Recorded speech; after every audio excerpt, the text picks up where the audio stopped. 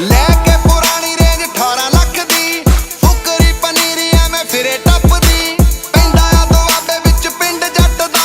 ਲਿਖੇ ਨਾ ਰਿਪੋਰਟ ਸਾਡੇ ਲਾਏ ਟੱਕਦੀ ਜਿਹੜੇ ਸਾਡੇ ਨਾਲ ਖਾਰ ਖਾ ਕੇ ਫੇਮ ਪਾਲਦੇ ਕਰ ਦਈਏ ਅੰਡਰ ਗਰਾਊਂਡ ਮਗਰੋਂ ਚਵਲੇ ਤੈਨੂੰ ਹੀ ਕਿਹਾ ਜਿੱਥੇ ਜਿੱਥੇ